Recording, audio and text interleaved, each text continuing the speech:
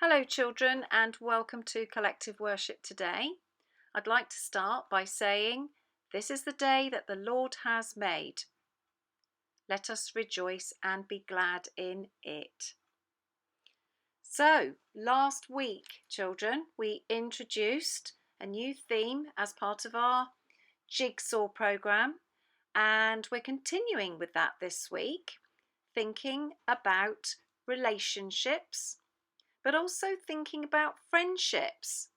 And this week, we're thinking about how we might try to solve friendship problems when they occur. And we've got a story to help us think about that this week.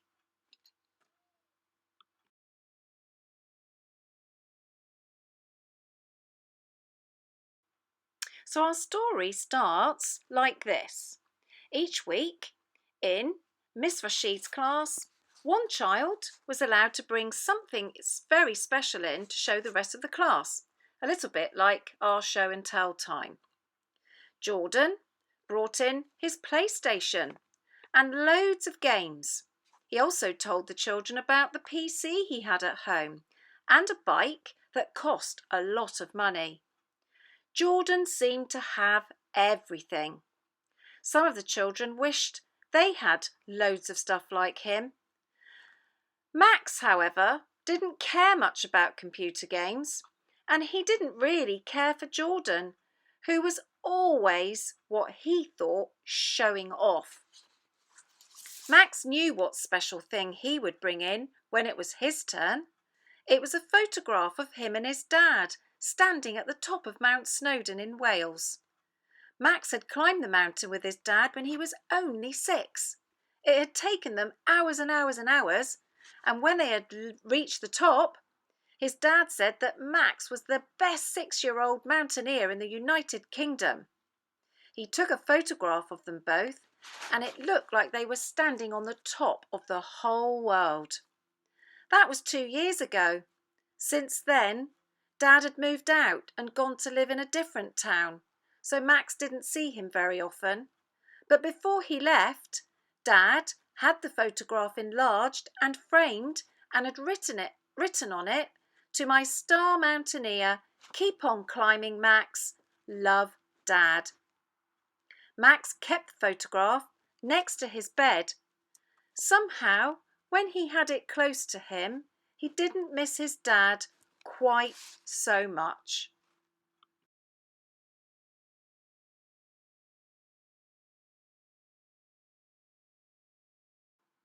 So on the day that it was Max's turn to bring something special into school, he got up especially early and started to wrap his photograph very carefully in paper.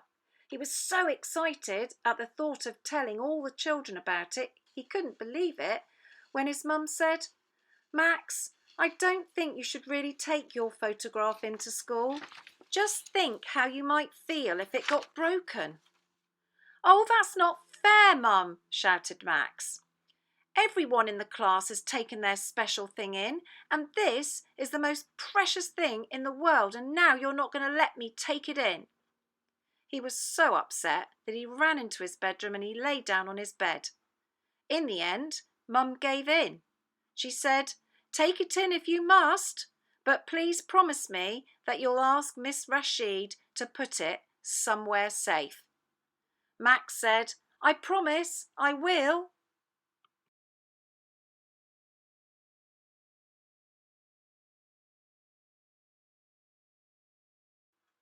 In class, Max showed the children the photograph and told them how he had climbed the mountain with his dad. He told them how long it had taken to get to the top, how brilliant his dad was at climbing. Most of the children looked really impressed, but Jordan didn't. He wanted to say that if he'd climbed the mountain, that he would have done it twice as quickly as Max. The problem was that Jordan's dad never had any time to do nice things with him, so he wasn't really interested in hearing about Max and his dad. At break time, Max kept his promise to his mum and asked Miss Rashid to put the photograph somewhere safe. But when he went outside, he couldn't find anything to do. So, while the children were playing football, which he didn't really enjoy, he went and tried to find something else to do. He thought, I know, I'm just going to go and get my photograph and have a little look at it. Maybe some of the children might like to see it.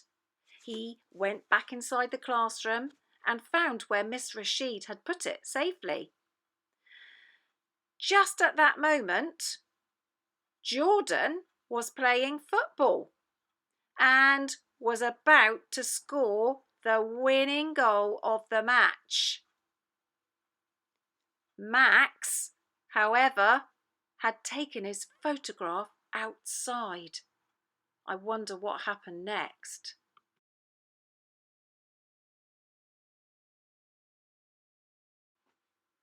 Oh no! Instead of the football going into the goal, it hit Max's precious photograph and it smashed the glass into 100 pieces. Max could not believe what had happened. His precious photo had fallen and was all smudged and dirty. He started feeling angry, sad, upset, and he started to blame Jordan and said, "Look what you've done." Jordan felt terrible. Just as Max started to get very upset, Miss Rashid came and said, "Come on, Max, let's help to pick up your special picture and some grown-ups will come and clear away all the glass, I should say." They had to make the playground safe again. Jordan just stood and watched. He didn't know what to say or do. He could see how upset Max was. It didn't take Max very long to admit to himself that it was actually his fault. It wasn't Jordan's fault. He felt very ashamed because he'd actually broken his promise to his mum, and he shouldn't have taken the photograph into school and he shouldn't have taken it into the playground. And actually, he didn't know that Jordan was going to kick a ball. It was a complete accident. But Max had to start thinking more positively. He remembered the words that his dad had written on the photograph, and it said, "Keep climbing, Max."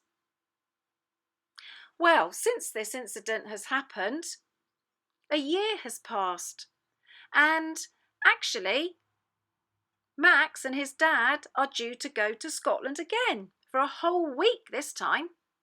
They're going to climb Ben Nevis. Now, don't know if you know it, but it's actually 4,400 feet high. It's one of the highest mountains in the UK. Max told the class proudly. And my dad is going to take another picture of me when we're at the top of Ben Nevis. But there's a special ending to this story because at the beginning, these two boys, Max and Jordan, didn't get on very well. But guess what?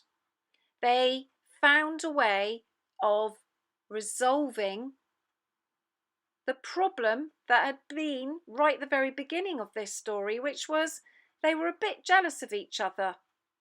But guess what? Max's dad invited Jordan to come and join them.